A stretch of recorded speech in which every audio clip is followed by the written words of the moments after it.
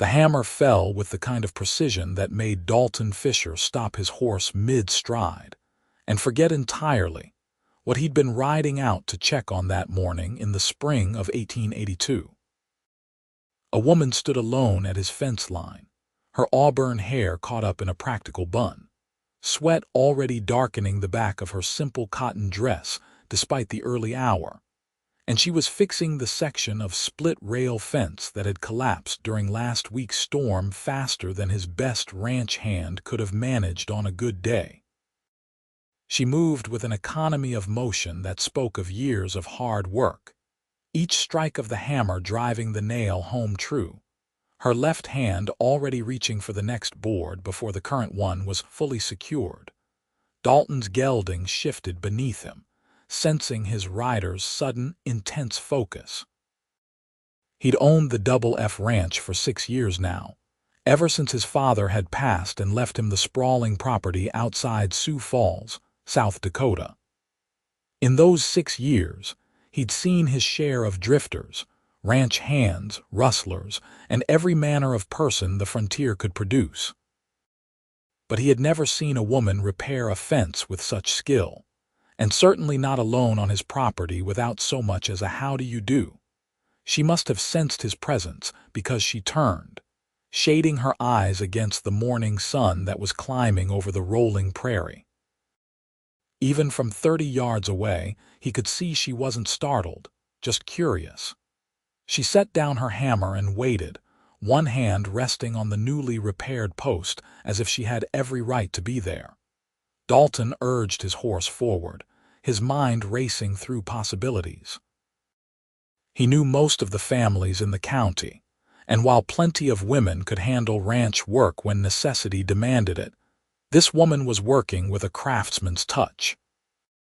As he drew closer, he could see she was perhaps 25 or 26, with a face that was pretty in an honest, sunburned sort of way, and eyes that were a striking green even beneath the dust of labor. "Morning," she said simply, her voice carrying easily across the remaining distance. No apology, no explanation, just an acknowledgement of his presence. "Morning," Dalton replied, drawing his horse to a stop and dismounting in one smooth motion. He was 28, tall and broad-shouldered from years of ranch work, with dark hair that he kept short beneath his worn Stetson and eyes that his mother had always said were too serious for a young man. "I hate to seem inhospitable, but I usually know the names of folks working my land." Something that might have been amusement flickered across her face. "I suppose that's fair, though technically I started before you got here, so I didn't think it polite to interrupt my work for introductions." He couldn't help the small smile that tugged at his mouth. "That's a novel way of looking at property rights. I'm practical about most things." She wiped her hands on a rag tucked into her belt. "Your fence was down. It needed fixing. I know how to fix fences. Seemed straightforward enough. And you just happened to be passing by with tools." She gestured toward a sturdy-looking bay mare grazing a short distance away, saddlebags bulging with what he now recognized as carpentry tools. "I travel prepared. Learned that the hard way." Dalton moved closer to inspect her work, genuinely curious now. The fence was better than it had been before the storm. The rails fitted so snugly that they'd likely hold through a Dakota blizzard. His best hand, Tommy, would have done a decent job, but this was something else entirely. This was the work of someone who took pride in doing things right. "Where'd you learn to build like this?" he asked, running his hand along one of the rails. "My father was a carpenter back in Pennsylvania. Came west after my mother died, brought me with him. He said if I was going to grow up on the frontier, I'd need to know how to build things that lasted." Her voice was matter of fact, but he heard the thread of old grief in it. "He passed 2 years ago. I've been working my way west since then, taking odd jobs, fixing what needs fixing." "I'm sorry about your father," Dalton said, and meant it. He knew what it was like to lose a parent too soon. But I still don't know your name." She met his eyes directly, and he felt something shift in his chest at the openness of her gaze. "Deanna Ortiz. My father was James Ortiz. People called him the best carpenter in Pittsburgh before he decided to chase Western dreams. Dalton Fischer. This is my ranch, the Double F." He extended his hand, and she took it without hesitation. Her grip was strong, her palm calloused from work. "And I have to say, Miss Ortiz, you might just be as good as your father. Tommy Brennan is my best hand, and he's been working ranches since he was 12. But this is finer work than he's ever done." Deanna released his hand and picked up her hammer again. "I've got 2 more sections to shore up before this fence is really secure. The storm did more damage than you might have realized. If you want me to stop, I will, but it seems a shame to leave a job half done." Dalton found himself in the unusual position of not quite knowing what to say. By all rights, he should be more concerned about a stranger working on his property uninvited. But there was something about Deanna Ortiz that defied normal expectations. She wasn't brazen exactly, just supremely confident in her own abilities and uninterested in false modesty. "How much do you charge for work like this?" he asked. "Fair wages." "Same as you'd pay a skilled hand for a day's work." She was already moving to the next damaged section, her attention shifting back to the job at hand. "Plus a meal if it's offered. I'm not proud." "Tell you what," Dalton said, making a decision that felt both impulsive and entirely right. "You finish securing this fence, and we'll talk about other work that needs doing around here. I've got a barn that could use some reinforcement, and the bunkhouse has a roof that leaks in 3 places. If you're as good with those as you are with fence rails, I might have steady work for you through the summer." She paused, turning to look at him fully. "You'd hire me, just like that. I hire people who can do the work. You can do the work." He shrugged, trying to appear more casual than he felt. "Besides, Tommy's been complaining about the bunkhouse roof since February. If you can fix it, he'll probably build you a statue." Deanna laughed, a genuine sound that made her whole face transform. "I don't need a statue, but I'll take the work. Fair warning, though, I don't tolerate nonsense. I'm here to work, not to be gawked at or bothered." "My hands know better," Dalton said firmly. "Any man on this ranch who bothers you will be looking for work elsewhere before sunset." "You have my word on that." She studied him for a long moment, and he had the distinct feeling he was being measured against some internal standard. Whatever she saw must have satisfied her because she nodded. "Then we have a deal, Mr. Fischer." "Dalton," he corrected. "If you're working my ranch, we can skip the formalities." "Dalton," she repeated, testing the name. "And I'm Deanna. Now, if you'll excuse me, I'd like to finish this before the sun gets much higher. Work's easier in the morning cool." He should have ridden on to check the northern pasture where his cattle were grazing. Should have gone about the 100 other tasks that demanded his attention on a working ranch. Instead, Dalton found himself watching Deanna work, fascinated by the sure movements of her hands and the way she seemed to understand instinctively how wood fit together, where stress points would develop, how to build something that would endure. After a while, he dismounted fully and began helping, handing her nails before she asked, holding boards steady while she fitted them into place. They worked in a companionable silence that felt oddly natural given they'd only just met. The sun climbed higher and sweat ran down his back beneath his cotton shirt, but Deanna showed no signs of slowing.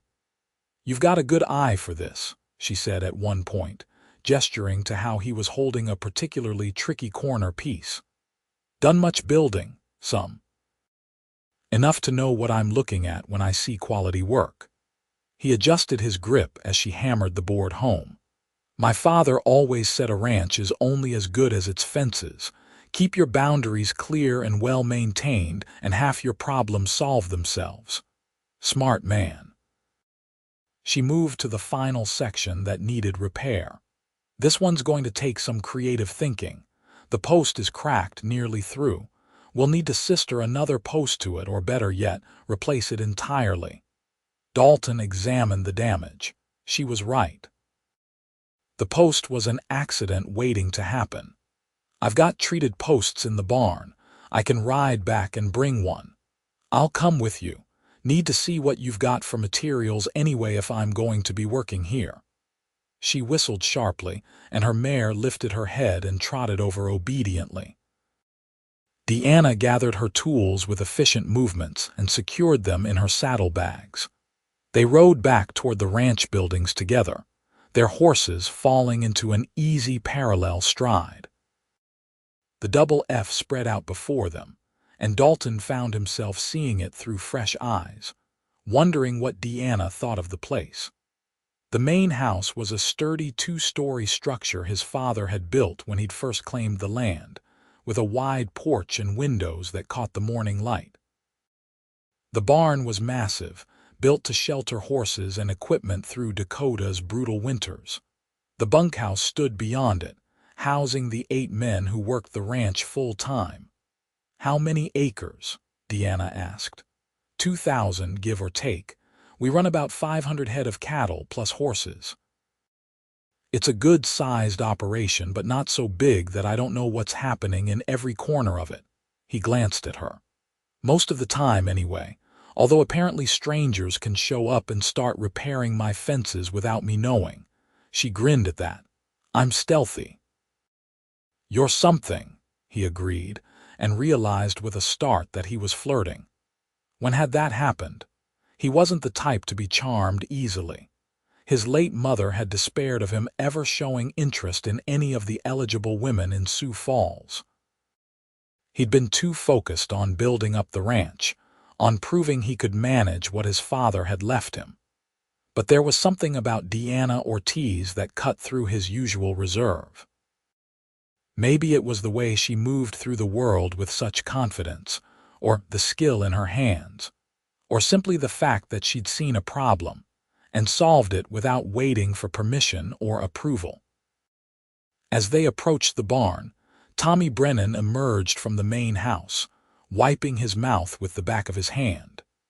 He was a wiry man in his 40s, weathered and competent, who'd worked for Dalton's father and stayed on when Dalton inherited the place.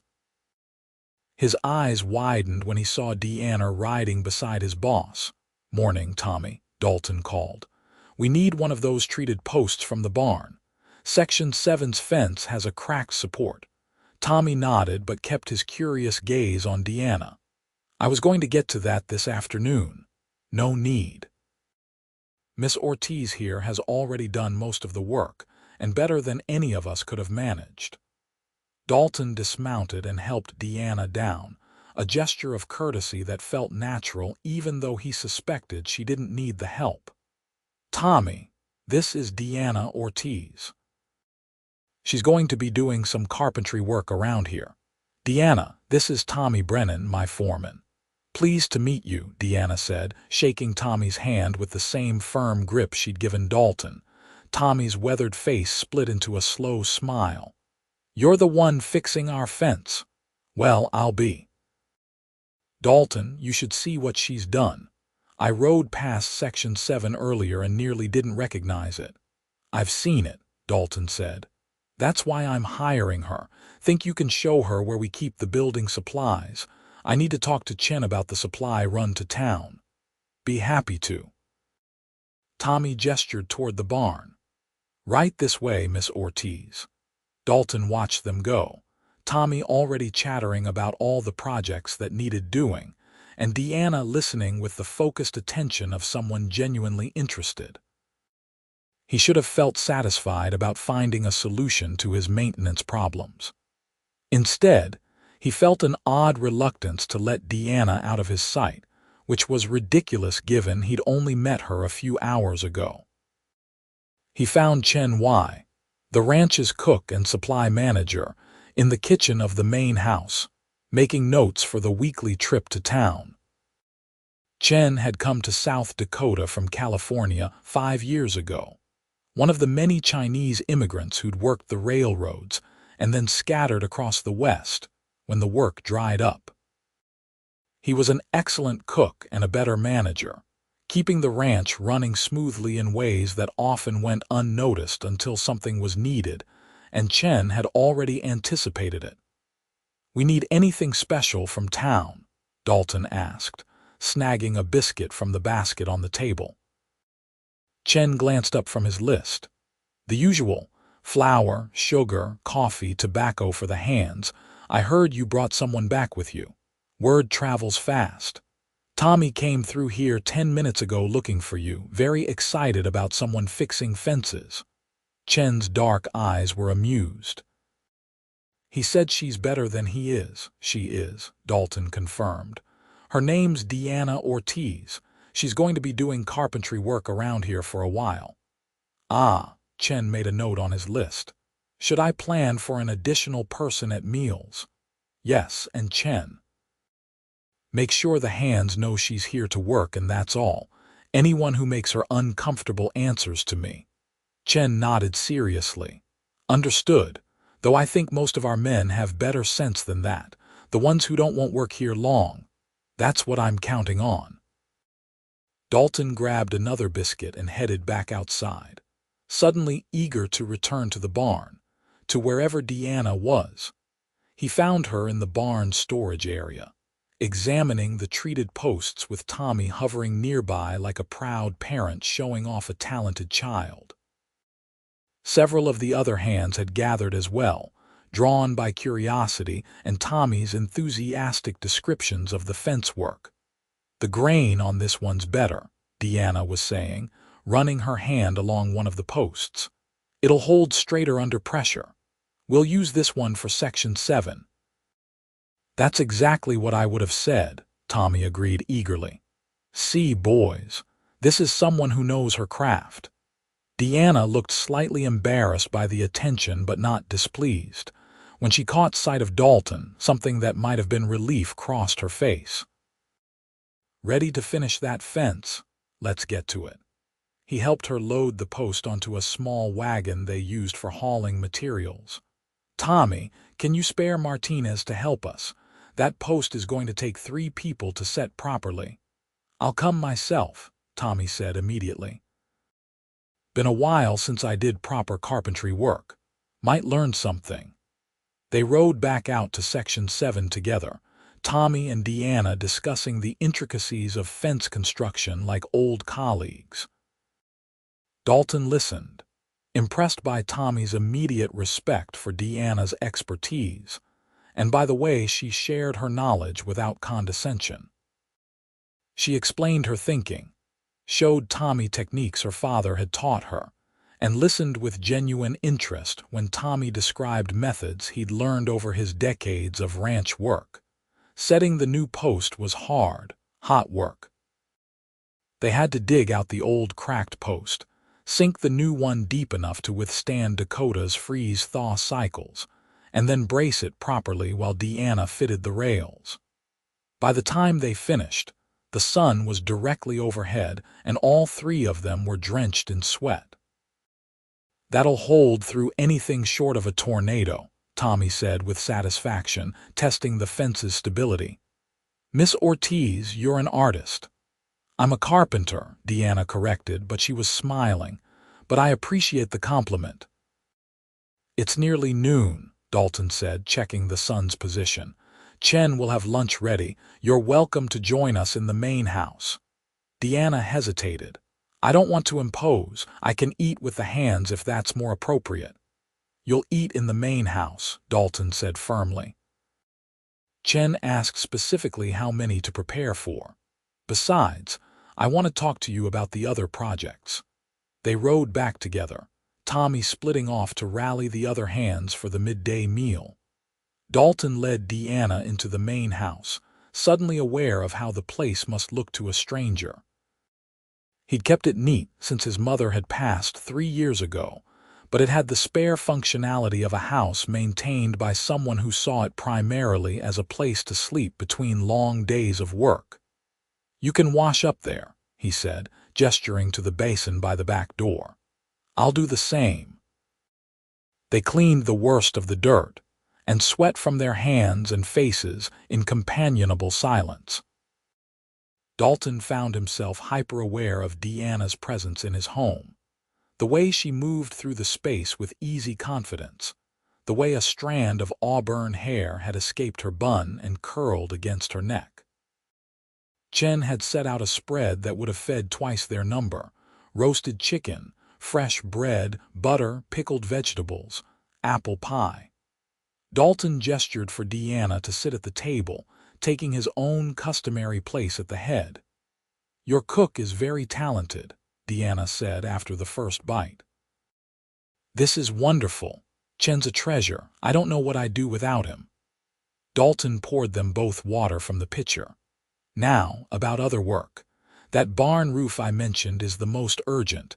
We've got weather coming in the next few weeks, and I'd rather have it secure before then. After that, there's the bunkhouse repairs, some work that needs doing on the corral gates, and probably a dozen other things Tommy will think of once he really gets going." "When do you want me to start on the barn?" Deanna asked, all business. "Tomorrow, if you're willing." "Though that brings up a question. Where are you staying?" "There's an inn in Sioux Falls, but that's a 12-mile ride each way." Deanna chewed thoughtfully. "I was planning to camp. I've got equipment for it, and I'm used to sleeping rough." "Absolutely not." The words came out more forcefully than Dalton intended. "I mean, that's not necessary. We have space. There's a small room off the kitchen that we use for storage, but it's got a window and we could clear it out easily enough. You could stay there." "In the main house?" Deanna's eyebrows rose. "That might not look proper. Chen lives in the room next to the kitchen. There are always people in this house, and frankly, I care more about practicality than I do about gossip." Dalton met her eyes steadily. "If you're working here, you should have a decent place to sleep. Besides, if you're camping, you'd spend half your energy just maintaining your camp. This way you can focus on the work." She considered this. "It would be easier. And I'd be lying if I said I didn't prefer a roof over my head, but I pay my way. I can do extra work in exchange for room and board. The work I'm already hiring you for is more than enough." Dalton pushed back from the table. "Come on, I'll show you the room." He led her through the kitchen, where Chen was washing dishes and humming to himself, to a door that opened onto a small space currently filled with crates and miscellaneous equipment. It wasn't large, but it had good light from a south-facing window and would be comfortable enough once they cleared it out. "We can have this ready by evening," Dalton said. "There's a spare bed frame in the barn, and I'm sure we can find a mattress and linens." "This is more than generous," Deanna said quietly. "Thank you." "It's practical," he replied, echoing her words from earlier. "You need a place to stay, I have a place. Seems straightforward enough." She laughed at that, and the sound filled the small space with warmth. "I suppose I walked right into that." They spent the afternoon clearing the room, Tommy and Chen both joining in once they heard what was happening. The hands worked with the efficient teamwork of men used to solving problems together. Within a few hours, the space was clean, furnished with a simple but sturdy bed, a chest of drawers that Chen produced from somewhere, and a rag rug that made the floor less bare. "It's perfect," Deanna said, standing in the doorway with her saddlebags over her shoulder. "Really? This is nicer than most places I've stayed in the last 2 years." "Glad to hear it." Dalton lingered, not quite ready to leave. "Dinner's at 6. Until then, make yourself at home. If you need anything, just holler." He forced himself to walk away, to return to the work that demanded his attention. But his mind kept drifting back to the woman now living under his roof, to the skilled movement of her hands and the directness of her green eyes. He'd said he hired her for practical reasons, and that was true. But he was beginning to suspect that practicality wasn't the only reason he wanted Deanna Ortiz to stay. Dinner that evening was a livelier affair than the ranch house had seen in months. Chen had outdone himself with a beef stew that was rich and savory, served with fresh bread and honey. Deanna fit into the gathering as if she'd always been there, swapping stories with Tommy about difficult projects, and listening with interest when Chen described the challenges of cooking for a dozen men with different tastes and dietary needs. "In California, I cooked for railway workers," Chen said. "Hundreds of men, all wanting to be fed fast and cheap. This is much better. Here I can make food that tastes good, not just fills stomachs." "My father always said cooking and carpentry weren't that different," Deanna said. "Both are about understanding your materials and knowing what techniques to apply. Both require patience and practice." "Your father sounds like he was a wise man," Chen replied. "He was." Deanna's voice was soft. "I miss him every day." An understanding silence fell. They all knew what it was like to lose people, to carry grief like a stone in the pocket, something you could never quite set down. "Well," Tommy said, breaking the moment with his usual good timing, "if he taught you to build the way you do, then his legacy lives on in your hands. That's something to be proud of." "Thank you," Deanna said. "That means a lot." After dinner, Dalton walked with Deanna out to the porch, where the evening air was cooling into something pleasant. The sun was setting over the prairie, painting the sky in shades of orange and gold that seemed to set the grasslands on fire. "It's beautiful here," Deanna said, leaning against the porch rail. "Different from Pennsylvania, bigger somehow, like the sky goes on forever." "That's exactly what I love about it," Dalton agreed, standing beside her. "There's space to breathe here, room to build something that matters." "Is that what you're doing, building something that matters?" He considered the question seriously. "I'm trying to. My father started this ranch with almost nothing, worked himself to the bone to make it succeed. When he died, I inherited not just land and cattle, but a responsibility. To the men who work here, to the community that depends on what we produce, to the legacy he left behind." He paused. "Some days I'm not sure I'm equal to it." "From what I've seen, you're doing just fine," Deanna said. "Your men respect you. Your land is well maintained. You hire people based on their skills, not their sex or where they come from. That says a lot about who you are."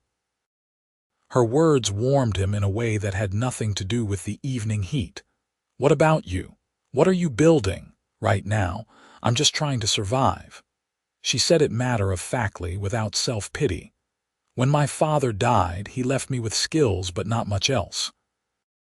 I've been working my way west, taking jobs where I can find them, trying to build up enough savings to maybe buy some land of my own someday. Start fresh somewhere. You want your own place, maybe. Or maybe I just want to stop moving long enough to figure out what I really want." She turned to look at him, and in the fading light her eyes were dark and serious. "For 2 years I've been running, not from anything specific, just forward, always forward. It gets tiring after a while." "Then maybe you should stop for a bit," Dalton said quietly. "I meant what I said about having work for you through the summer. Maybe longer if you're willing. Good carpenters are hard to find, and great ones are even rarer. You could build up those savings, take some time to figure things out." "You barely know me," Deanna pointed out. "What if I'm terrible to work with? What if I cause more problems than I solve? My gut tells me neither of those things is true." He met her gaze steadily. "I've learned to trust my instincts about people, and my instincts say you're someone worth taking a chance on." She was quiet for a long moment, and Dalton realized his heart was beating harder than it should for such a simple conversation. He'd meant the words professionally, but there was an undercurrent to them that felt personal in a way he hadn't quite intended. "All right," Deanna said finally. "I'll stay through the summer, see how it goes. But I'm warning you now, I'm stubborn and particular about my work. If you ask me to do something wrong, I'll tell you." "I wouldn't expect anything less," he grinned. "Besides, someone around here needs to keep me honest. Tommy's too polite, and Chen agrees with everything I say as long as I keep his kitchen budget reasonable."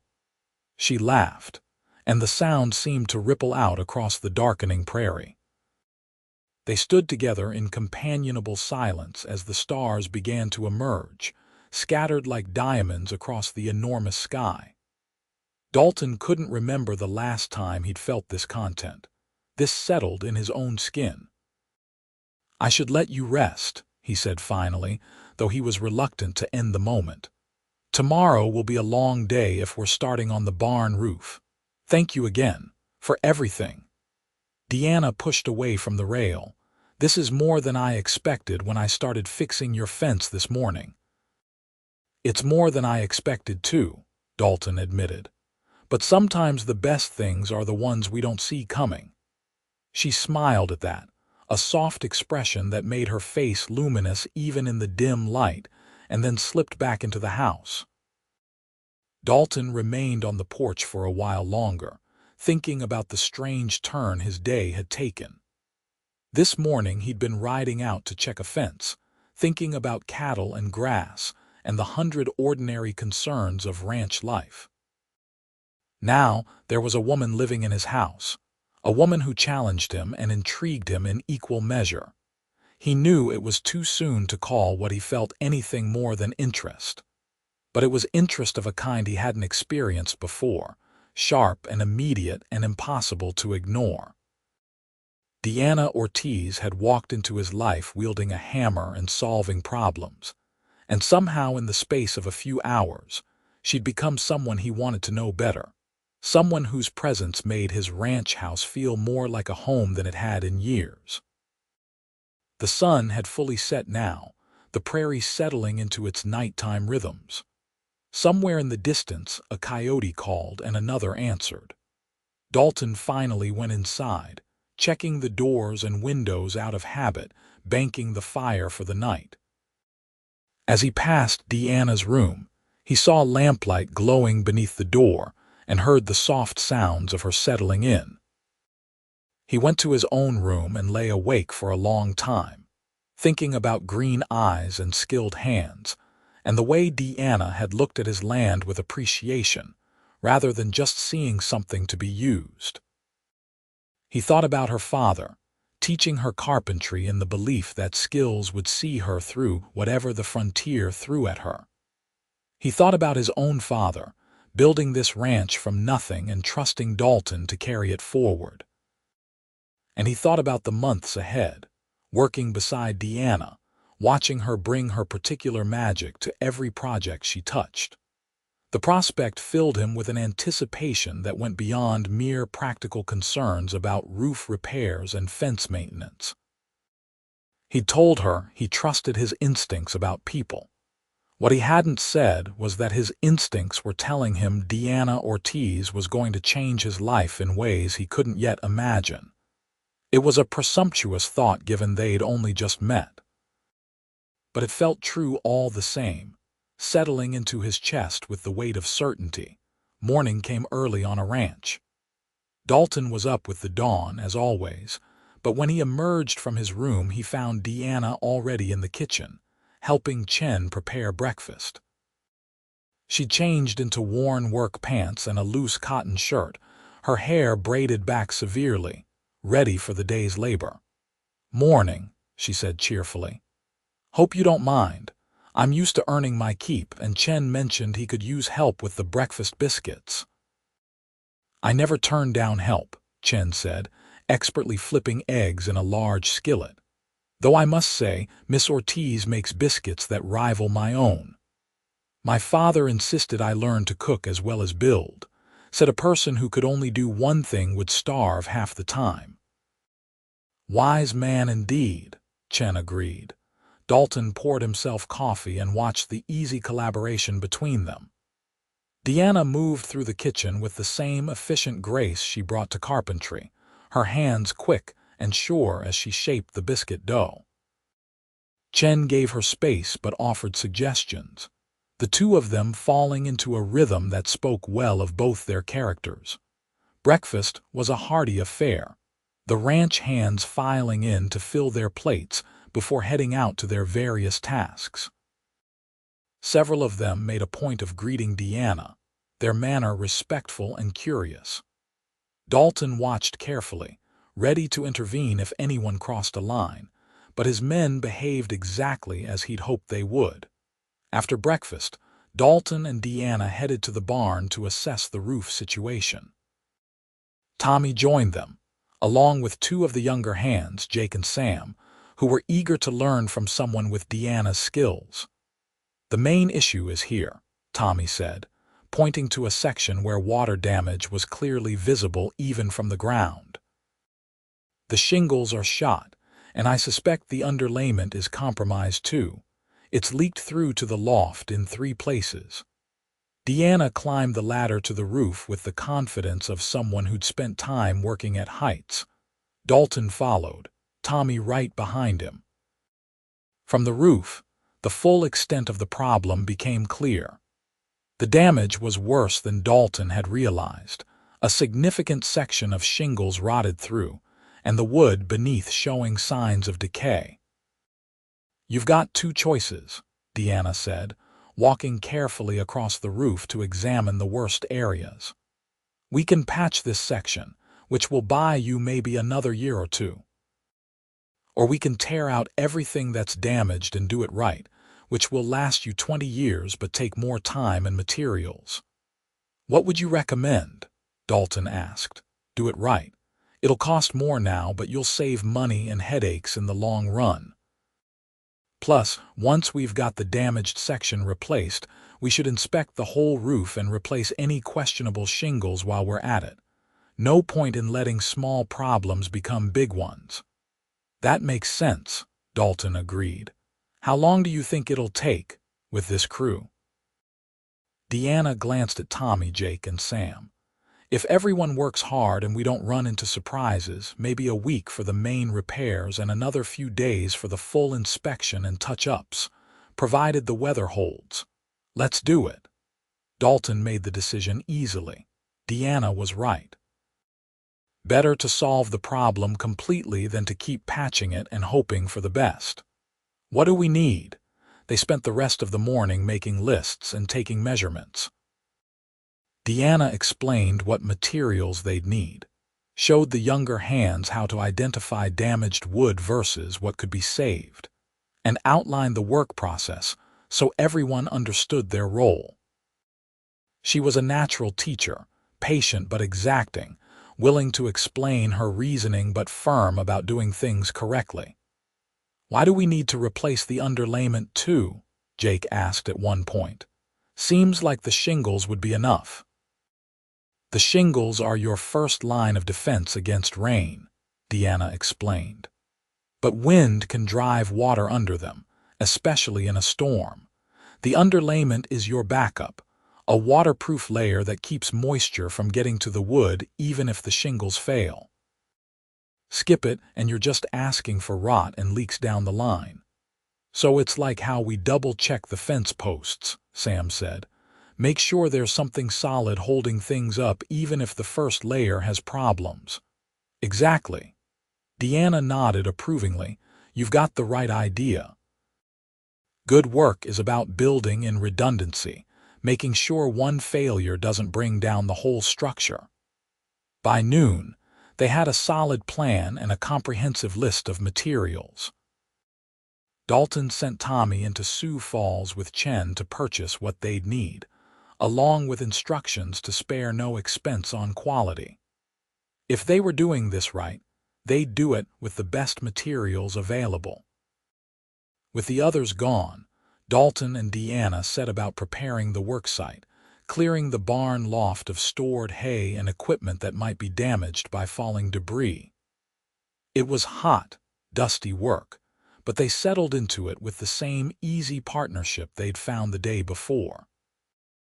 "Can I ask you something?" Deanna said as they maneuvered a heavy crate toward the ladder. "Of course." "Why aren't you married? A man with a ranch like this, you must have had opportunities." The question caught him off guard, but her tone was genuinely curious rather than prying. "Never found the right person, I suppose. Most of the women I've met want a very different kind of life than what I can offer. Ranching is hard work, long hours, and no guarantees. It takes a special kind of person to choose this willingly." "You make it sound like a burden," Deanna said. "But I've seen the way you look at your land. You love it here." "I do," Dalton admitted, "but that doesn't mean it's easy. My mother struggled with it sometimes. She loved my father, loved me, but she missed the more settled life they'd had back east. The isolation wore on her, especially after I grew up and my father was gone all day. When she got sick, I think part of her was almost relieved, like she was finally getting permission to rest. I'm sorry." Deanna touched his arm briefly, a gesture of sympathy that sent an unexpected jolt through him. That must have been hard, watching her struggle like that. It was. It taught me that this life isn't for everyone, and I've never wanted to trap someone in a situation that would make them unhappy. He paused. "What about you? No suitors along your travels," she laughed, but there was a sharp edge to it. "Men tend to have one of two reactions to me. Either they're threatened by a woman who can swing a hammer better than they can, or they think my independence means I'm interested in temporary arrangements. Neither holds much appeal." "Their loss," Dalton said, and meant it. They finished clearing the loft and climbed back down, both covered in dust and bits of hay. Deanna sneezed, then laughed at herself. "I must look a sight." "You look like someone who's been working hard," Dalton said, "which out here is the best compliment I can give." She smiled at that, brushing hay from her hair. "You're an unusual man, Dalton Fischer, in a good way. I could say the same about you, Deanna Ortiz, though I suppose unusual woman fits better. I'll take it." She looked up at the barn roof, shading her eyes against the midday sun. "This is going to be a good project. I can feel it. When it's done, this barn will be solid for decades. With you doing the work, I don't doubt it."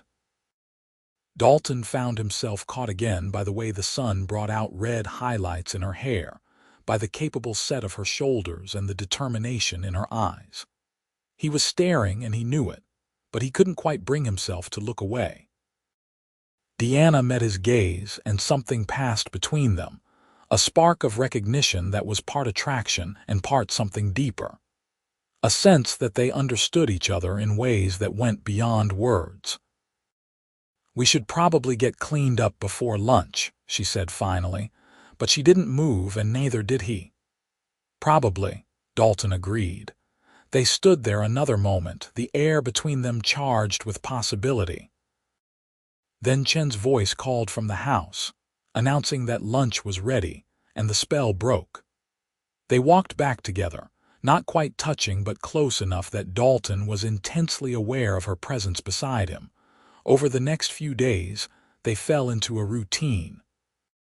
Mornings began before dawn, with Deanna helping Chen prepare breakfast while Dalton checked on the hands and planned the day's work. After breakfast, they'd head to the barn roof, where Tommy and the younger hands would join them for hours of careful, meticulous labor. Deanna was exacting in her standards, insisting they do each step properly even when shortcuts were tempting. She taught Jake and Sam not just how to lay shingles but why each technique mattered, the underlying principles that separated adequate work from excellence.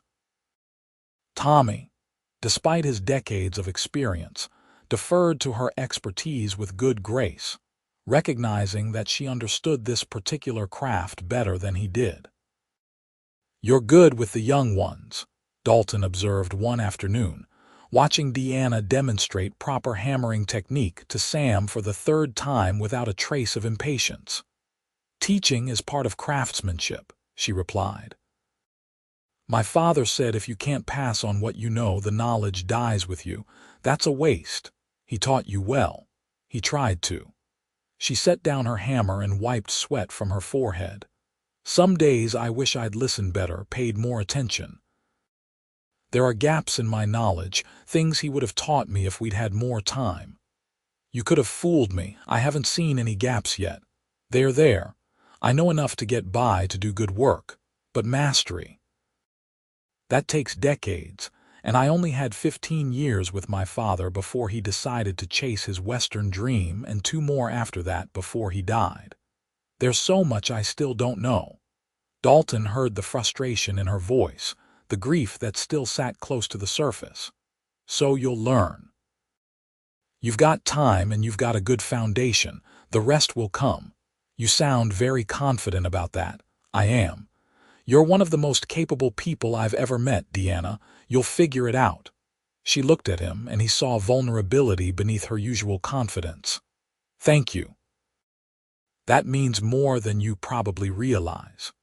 He wanted to say more, to tell her that her presence on his ranch had already changed something fundamental in how he moved through his days. That he found himself looking forward to the moments they worked side by side, to their conversations over meals, to the sound of her laughter echoing across the yard. But the words felt too large, too presumptuous for where they were. So instead he just nodded and picked up his hammer, and they returned to work. In the evenings, after dinner, Dalton and Deanna developed a habit of sitting on the porch together, watching the sunset and talking about anything and everything. She told him about growing up in Pittsburgh, about the close streets and the constant noise, so different from the prairie's vast silence. He told her about learning to ride before he could read, about helping his father drive cattle to market when he was barely tall enough to see over his horse's neck. "You ever miss the East?" he asked one evening. "Sometimes. Mostly I miss specific things. Good bread from the bakery on our street, the library where I spent hours reading, the way fall looked when the trees turned." She paused. "But I don't miss feeling like I didn't fit. Pittsburgh had very specific ideas about what a woman should be, and I was never going to meet those expectations. Here, at least, nobody seems shocked when I do things differently. The frontier has a way of making people pragmatic. Out here, you need what you need, and most folks are smart enough not to turn away help just because it comes in an unexpected package. Is that why you hired me? Pragmatism?" "Partly," Dalton admitted, "but also because I recognized quality when I saw it, and because you interested me." "Interested you how?" He considered the question, knowing his answer mattered. "I've spent most of my adult life focused on this ranch. Building it, maintaining it, making sure the people who depend on it have what they need. It's been fulfilling but also solitary. And then you showed up, fixing my fence and challenging my assumptions, and suddenly I remembered that there are other things worth paying attention to." "Like what?" Her voice was soft, curious. "Like the fact that good conversation makes a meal taste better. Like how satisfying it is to work alongside someone who matches your pace and understands your thinking without needing constant explanation. Like the way the sunset looks different when you're sharing it with someone who appreciates it as much as you do." Deanna was quiet for a long moment. "I've been on my own for 2 years, she said finally. "I convinced myself I preferred it that way. No one to answer to, no one to disappoint, no expectations beyond what I set for myself. But the truth is, it's been lonely. I just didn't want to admit it. And now I'm starting to remember what it's like to be part of something, to have people who notice if I show up to breakfast or not. To work on projects that matter to someone other than just me." She turned to look at him directly, to have conversations that make me think, with someone who listens like what I'm saying matters. "It does matter," Dalton said. "You matter." The words hung in the air between them, weighted with meaning. Deanna held his gaze, and he saw his own feelings reflected back at him, the growing awareness that what was developing between them was more than simple attraction or convenient partnership. "This is probably a terrible idea," Deanna said quietly. "Getting attached to a place, to people. I'm still figuring out where I'm going, what I want to do with my life." "Maybe that's exactly why it's a good idea," Dalton countered. "You don't have to have everything figured out, Deanna. You just have to be willing to stay long enough to let things unfold naturally." "Is that what we're doing? Letting things unfold naturally?" "I hope so." He reached out slowly, giving her plenty of time to pull away, and took her hand. Her fingers were calloused from work, strong and capable, and they curled around his with a trust that made his chest tight. "I like you, Deanna. More than I probably should, given we've only known each other a couple weeks. But I'm not going to apologize for it, and I'm not going to pretend it's something less than it is." "What is it?" she asked, though her tone suggested she already knew. "The beginning of something important. At least, that's what I'm hoping." She squeezed his hand, a small gesture that felt monumental. "I'm hoping that too, even though it scares me." "Why does it scare you?" "Because hoping means risking disappointment, and I've been disappointed enough in the last few years that I've gotten good at not hoping for things." She took a shaky breath. "But you make me want to risk it anyway. That's terrifying." Dalton understood exactly what she meant. He'd built walls around his own heart over the years, convincing himself that the ranch was enough, that work and responsibility were sufficient substitutes for connection. Deanna was making those walls feel flimsy and unnecessary. "We'll figure it out together," he said. "No promises about where this goes, no pressure to make decisions before we're ready. Just two people spending time together and seeing what develops. Is that something you can live with?" "Yes," Deanna said. "Yes, I think it is." They sat together as the sky darkened, hands clasped, and Dalton felt a contentment he hadn't experienced in years. This was what he'd been missing without quite realizing it. Someone to share the quiet moments with. Someone whose presence made everything feel more vivid and alive. The barn roof project took exactly the time Deanna had predicted. A week of hard work followed by several days of inspection and minor repairs. When they finally finished, the barn was weathertight and solid, ready to withstand whatever Dakota's weather threw at it. Tommy organized a small celebration, Chen cooking an especially elaborate dinner and producing a cake that must have taken hours to prepare. "To Deanna," Tommy toasted, raising his glass of whiskey. "Who taught us all that there's always room to improve, and who fixed our roof so well we'll probably forget it was ever broken." "The highest compliment a builder can receive," Deanna laughed. "Making repairs so good they become invisible." The hands cheered and drank, their respect for Deanna clear in their easy camaraderie.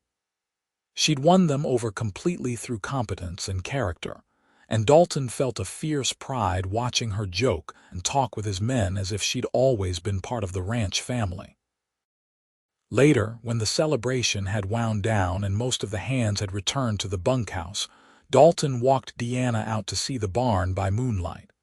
The roof gleamed in the silvery light, every shingle perfectly aligned, a testament to her skill and dedication. "It's beautiful," Dalton said. "I know that's a strange thing to say about a roof, but it's true." "It's not strange at all. Beauty and function aren't separate things. When something is built well, when it serves its purpose perfectly, that creates its own kind of beauty." Deanna leaned against the barn wall, looking up at their handiwork. "This roof will protect your animals and equipment for the next 20 years or more. Every storm that comes, you'll stay dry because of the work we did here. That matters." "You matter," Dalton said, echoing his words from weeks earlier. "This ranch is better because you're here. I'm better because you're here. She turned to him, and even in the moonlight he could see the emotion in her eyes. "I've been thinking about what you said. About staying long enough to let things unfold naturally. And I'd like to do that. Stay, I mean, not just through the summer, but longer if you'll have me." Relief and joy surged through him. "If I'll have you, Deanna, there's nothing I want more." "I'm still figuring things out," she warned. "I can't promise I have all the answers about what I want from life, but I know I want to be here with you, seeing where this goes." "That's enough," Dalton said. "More than enough." He stepped closer, raising one hand to cup her cheek. She leaned into the touch, her eyes fluttering closed for a moment. When they opened again, they were dark with wanting. "I'm going to kiss you now," Dalton said softly, "if that's all right with you." "That's very all right with me," Deanna whispered. He kissed her gently at first, a soft press of lips that tasted of cake and possibility. She made a small sound in the back of her throat and deepened the kiss, her hands coming up to grip his shirt. The gentleness gave way to something more urgent, weeks of building attraction finally finding release. When they finally broke apart, both breathing hard, Dalton rested his forehead against hers. "I've wanted to do that since the day I met you." "You have excellent impulse control then," Deanna said, laughing breathlessly. "I've wanted to do that since about day 3. What stopped you? Fear, mostly, and uncertainty, and not wanting to complicate something that was already complicated."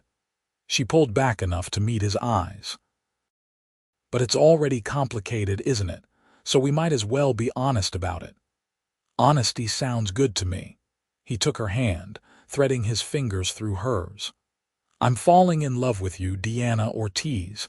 I know it's fast, I know it's presumptuous, but it's true.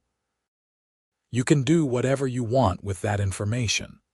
She was quiet for a long moment, and Dalton's heart hammered against his ribs as he waited for her response. Then she smiled, a radiant expression that made his breath catch.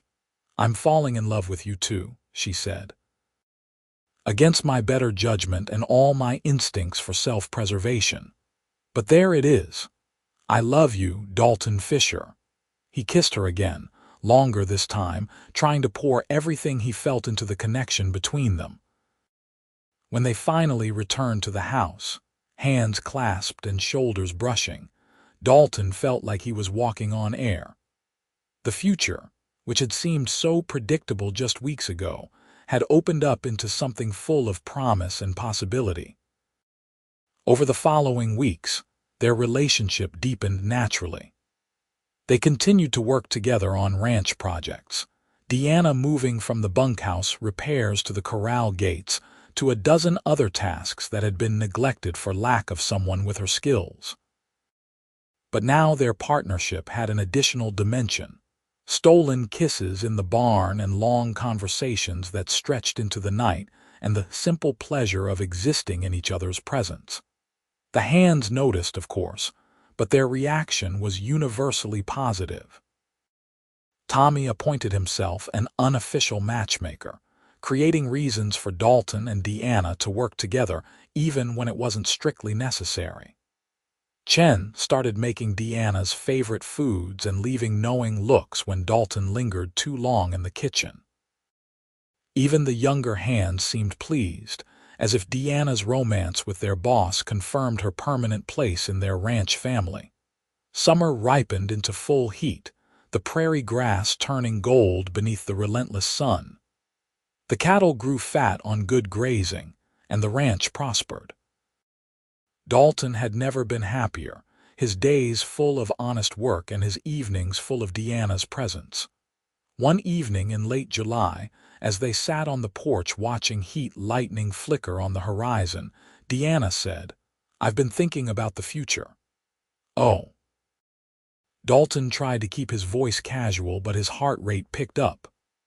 "I want to build something permanent, not just repairs and maintenance, but something that will last, something that's mine." She paused. "Ours, if you're interested." "I'm very interested. What did you have in mind?" There's that stretch of land on your southern boundary, the area near the creek. It's good land, but you're not using it for much. I was thinking we could build there. A workshop, maybe, where I could take on bigger projects, and eventually, maybe, a house." "A house," Dalton repeated, hardly daring to believe what she was suggesting. "A house," Deanna confirmed, "for us, together, if that's something you want." "Deanna Ortiz, are you proposing to me?" She laughed, but there was nervousness beneath it. "I suppose I am, though not very romantically. I'm better with wood than I am with words. It's the most romantic thing anyone's ever said to me." Dalton turned to face her fully, taking both her hands. "Yes, absolutely yes, to the workshop, to the house, to building a life together, to all of it. Really." Hope and disbelief mingled in her voice. "Really? Deanna, I love you. I want to wake up next to you every morning and fall asleep beside you every night. I want to work with you and laugh with you and build a future together. If you're ready for that, then there's nothing I want more." She kissed him then, fierce and joyful, and when they broke apart she was crying happy tears. "I'm ready. I'm so ready. For the first time in 2 years, I know exactly where I want to be." They married in September.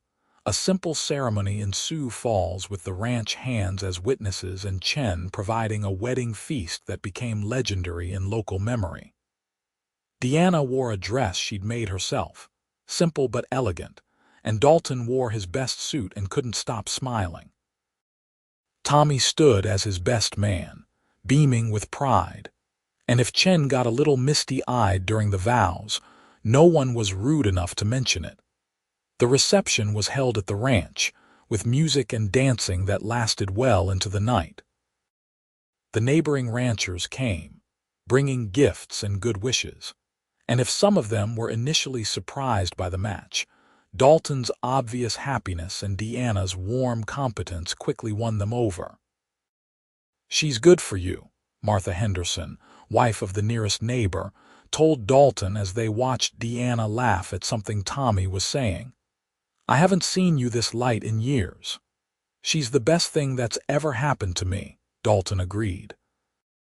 "I didn't even know what I was missing until she showed up." That winter, they began building the house Deanna had envisioned, working on it during the short days between other ranch duties. It rose slowly, stone by stone and board by board, every joint fitted with care. Deanna designed it with both beauty and practicality in mind: large windows to catch the light, a wide porch for summer evenings, a solid foundation that would last generations. "This is it," she said one evening as they surveyed the progress. "This is what I've been looking for all these years without knowing it, a place to put down roots, a place to build something that matters." "We're building it together," Dalton reminded her. "That's what makes it matter." They moved into the new house the following spring, carrying their few possessions across the ranch land to the home they'd created with their own hands. That first night, lying together in their bedroom with the windows open to the prairie breeze, Dalton felt a completeness he'd never known was possible. "Thank you," he whispered into Deanna's hair. "For what?" "For fixing my fence that day, for staying, for taking a chance on this life on me." She turned in his arms to face him. "Thank you for seeing me, for recognizing what I could do and giving me the space to do it, for loving me exactly as I am. How could I not? You're extraordinary." "We're extraordinary together," she corrected. "That's the difference." Over the next few years, their life together deepened and expanded. Deanna's workshop became a reality, and she began taking on projects from neighboring ranches, building a reputation for quality work that spread across the county. Dalton expanded the ranch operations, buying adjacent land and increasing their herd. They worked hard, but they also made time for each other, for long rides across the prairie and quiet evenings reading by the fire and all the small domestic joys that made a life rich. In the spring of 1886, Deanna told Dalton she was pregnant. He picked her up and spun her around, both of them laughing with delight, and then immediately set her down and fussed over whether spinning was safe for expectant mothers. She tolerated his hovering with good humor, continuing to work on her projects until her body made it impractical, and then turning her energy toward preparing their home for the new arrival. Their son was born in December, during a snowstorm that trapped them in the house for 3 days. Jen attended the birth with a midwife from town who'd been staying with them in anticipation, and Dalton held Deanna's hand through the whole terrifying, miraculous process. When the baby finally arrived, screaming his outrage at the cold world, Dalton felt his heart crack open with a love so fierce it bordered on painful. "He's perfect," Deanna said, exhausted but glowing as she held their son. "Look at him, Dalton. We made this." "You did most of the work," Dalton said, kissing her forehead. "I just provided encouragement." They named him James after Deanna's father, and he grew into a sturdy, curious boy who loved following his mother around the workshop and helping his father with ranch chores. 2 years later, a daughter joined them, Louise, who had her mother's red hair and her father's serious eyes. And 2 years after that, another son, Thomas, named for Tommy Brennan, who'd become like family. The house that Deanna had designed proved perfect for their growing family, expanding naturally as rooms were added and needs changed. The ranch prospered under Dalton's steady management and Deanna's careful improvements to buildings and equipment. They became pillars of the community, known for fair dealing and quality work, and the genuine affection that was obvious whenever they were together. "You ever regret it?" Dalton asked one evening when they were alone, the children finally asleep after a particularly energetic day. "Settling down here instead of continuing to search for whatever you thought you were looking for when you were traveling." Deanna looked around their home, at the life they'd built together, and smiled. "I found exactly what I was looking for. I just didn't know it until I stopped moving long enough to recognize it. And what was that? Home, purpose, love, a place where I belong and work that matters, and someone who sees me for who I really am." She moved into his arms, fitting against him as naturally as breathing. "Everything I needed was right here. I just had to be brave enough to stay and claim it." "I'm glad you were brave," Dalton said. "I'm glad you fixed my fence that morning and agreed to stay. I'm glad you took a chance on this life on us." "It wasn't chance," Deanna corrected. "It was choice. Every day I choose this, choose you, choose the life we're building together. That's what makes it real." Years passed, marked by the rhythms of ranch life and the milestones of their children growing up.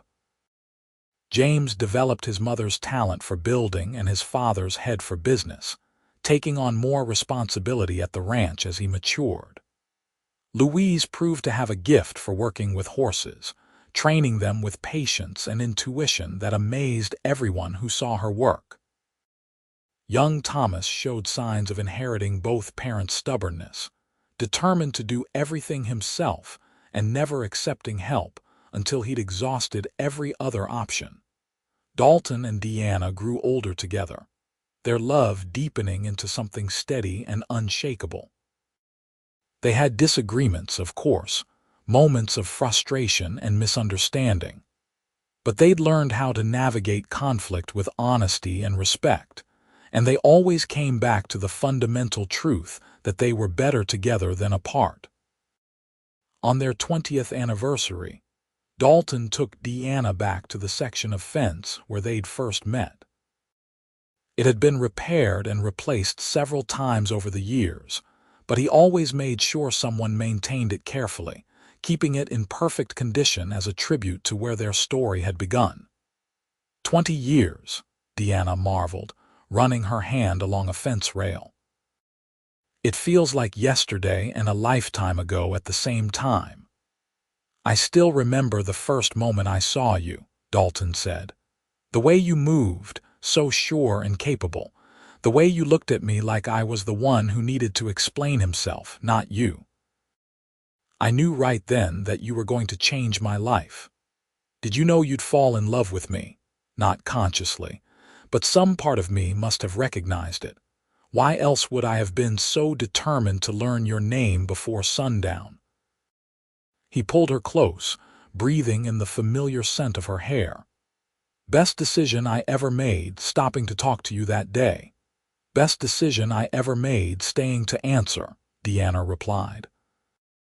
She tilted her face up for a kiss, and Dalton obliged, their lips meeting with the comfortable intimacy of 2 decades together. They stood there for a while, wrapped in each other's arms, watching the sun set over the prairie they'd made their home. The land stretched out around them, vast and beautiful and theirs in a way that went beyond mere legal ownership. They'd worked this earth, built on it, raised their children here. They'd weathered droughts and harsh winters, celebrated good years and survived lean ones. Through it all, they'd had each other. "What are you thinking?" Deanna asked eventually.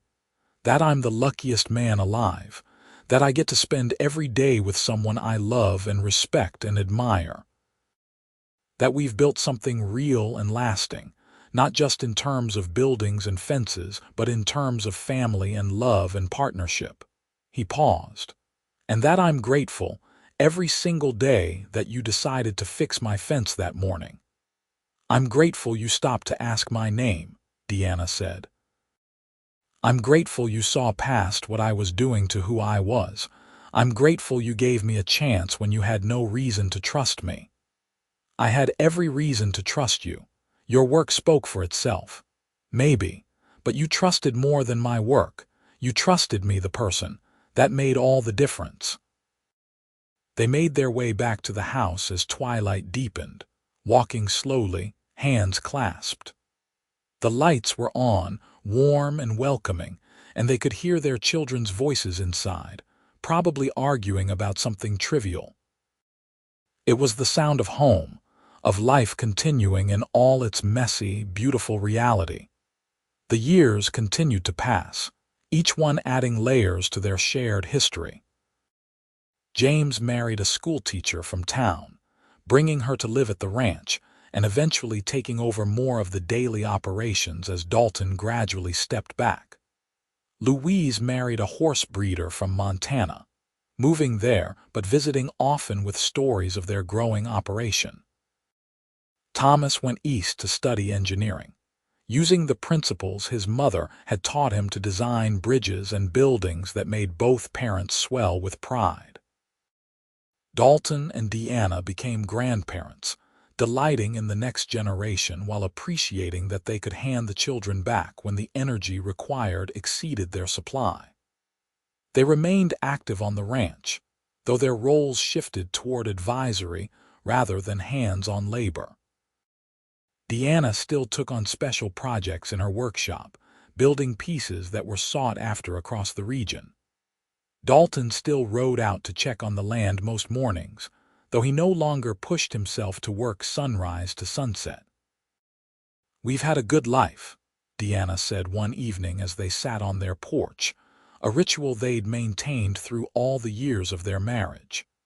They were both gray now, Dalton's dark hair gone silver and Deanna's auburn faded to russet and white.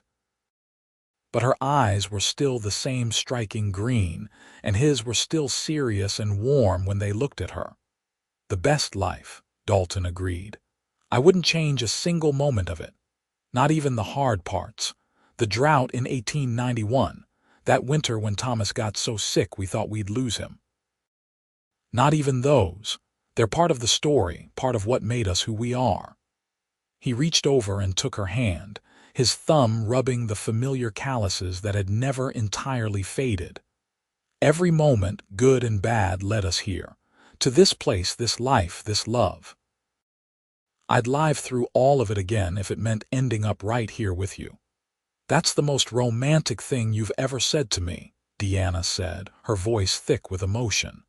"Then I've been falling down on the job. I should be telling you romantic things every day. You do. Maybe not in words, but in actions. The way you still bring me coffee in the workshop when I'm focused on a project. The way you brag about my work to anyone who'll listen. The way you look at me like I'm still the most interesting person in any room. She squeezed his hand. That's romance, Dalton. The everyday kind that lasts. I learned from the best, he said. You've been showing me what real love looks like for 40 years now. I'm just trying to keep up.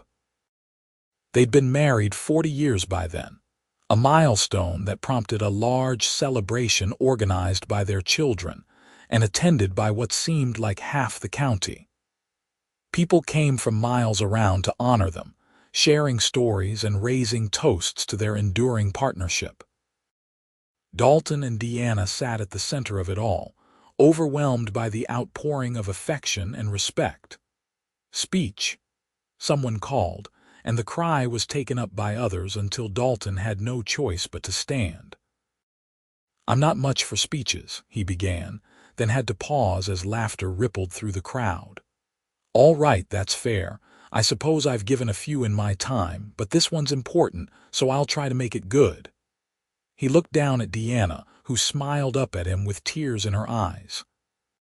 40 years ago, I rode out one morning to check my fences and found a woman working on my land without permission.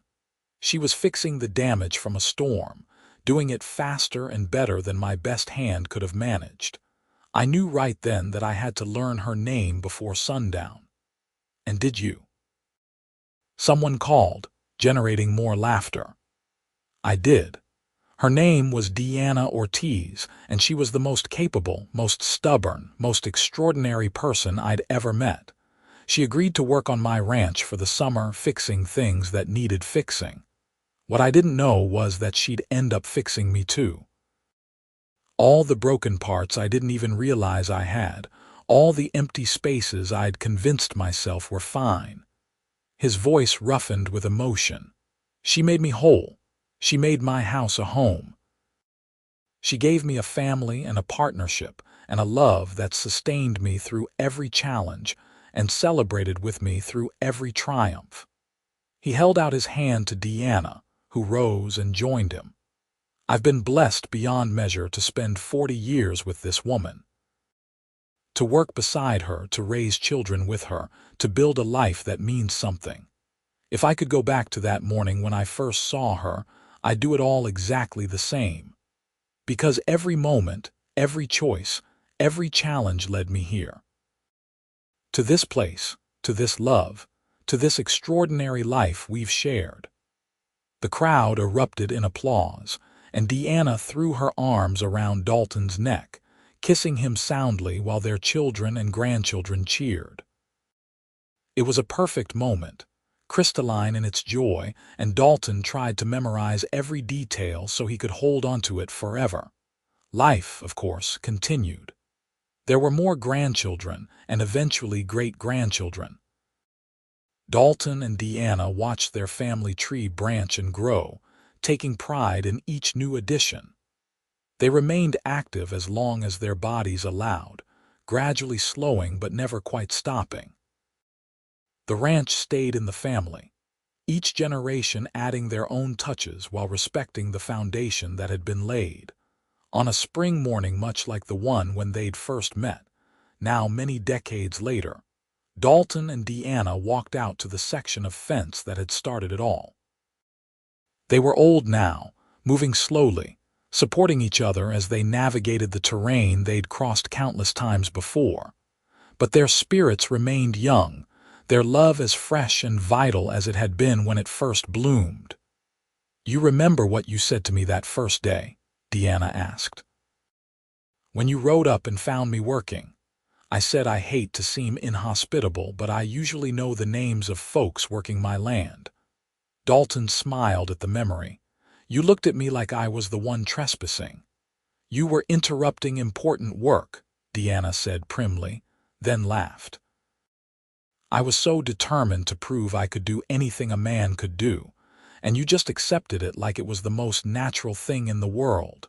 Because it was natural, You were good at what you did. Everything else was irrelevant. He ran his hand along a fence rail, finding it solid and true. We've maintained this section well over the years. Of course we have. It's sacred ground. Deanna leaned into him and he wrapped his arm around her shoulders. This is where our story began, where everything changed. They stood together as the sun climbed higher, two people who'd chosen each other again and again over the course of a lifetime. Around them, the prairie bloomed with spring flowers, the grass green and new, the air full of promise. It was a fitting place for reflection, this spot where a chance encounter had blossomed into enduring love. If you could do it all over again, Dalton asked, though he thought he knew the answer, would you change anything? Not a single thing, Deanna replied without hesitation. Every moment led us here. Every choice, every challenge, every joy. This is exactly the life I was meant to live, and you're exactly the person I was meant to live it with. Even the hard parts, especially the hard parts, they taught us what we were capable of. They showed us that love isn't just about the easy moments, but about choosing each other even when things are difficult. She turned to face him fully, her green eyes still bright despite the years. You've been my partner in every sense of the word. My love, my friend, my fellow builder. We've created something beautiful together, something that will outlast us. The ranch will stay in the family, Dalton agreed. James and his children will care for it well. They understand what it means, what we built here. I'm not just talking about the ranch, Deanna said. I'm talking about the love we've shared, the example we've set. Our children and grandchildren have seen what real partnership looks like. They've seen two people work together, support each other, grow old together without losing the spark that brought them together in the first place. That's our legacy, Dalton, not just the land and buildings, but the love that infused every part of it. He kissed her then, soft and gentle, a gesture they'd shared thousands of times but which never lost its power. When they separated, both had tears in their eyes. I love you, Deanna Fischer, Dalton said. From that first day to this one and every day beyond. I love you too, Deanna replied. Always have, always will. They walked back to their house together, moving slowly but steadily, their steps matched after decades of walking side by side. The prairie stretched out around them, vast and beautiful and forever changed by their presence. They'd built something here that mattered, something that would endure long after they were gone.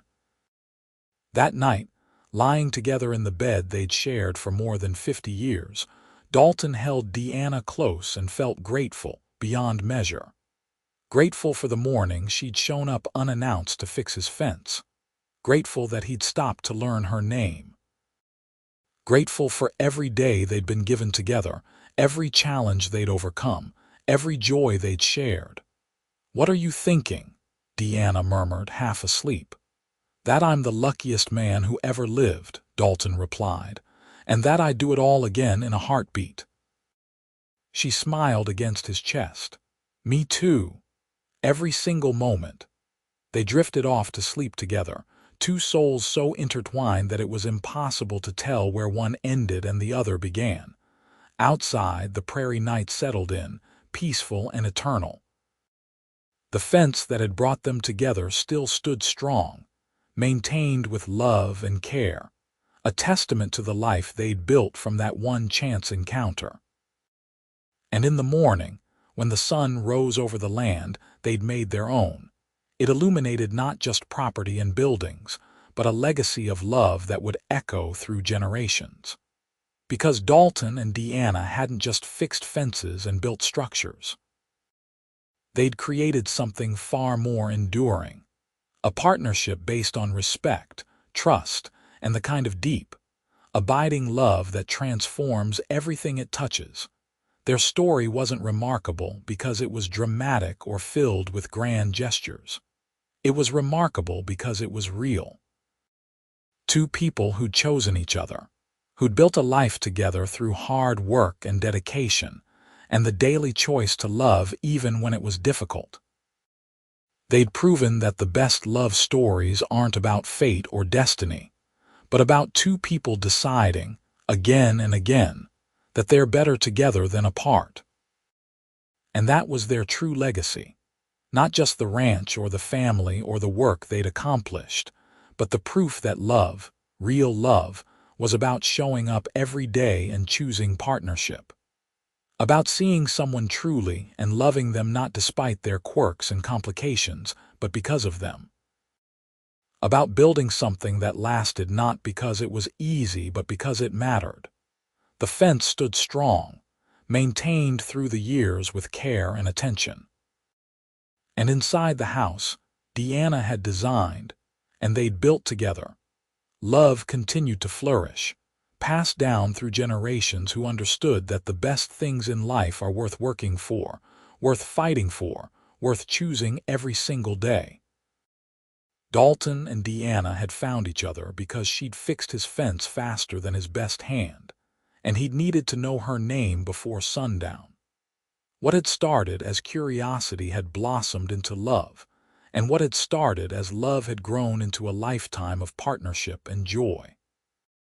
They'd built a life together from those simple beginnings, proving that sometimes the most extraordinary things start with the most ordinary moments. And if you visited the Double F Ranch years later, long after Dalton and Deanna had passed, you'd still find their descendants working the land with the same dedication and skill. You'd find buildings they'd constructed still standing strong. You'd find a workshop where Deanna's tools were preserved and occasionally used by those who'd inherited her gift. And you'd find, carefully maintained through every generation, that section of fence where everything had begun, because some things are too precious to let fall into disrepair. Some moments are too important to forget, and some love stories are too powerful to ever truly end. They just continue, echoing forward through time, reminding everyone who hears them that love isn't about grand gestures or perfect circumstances.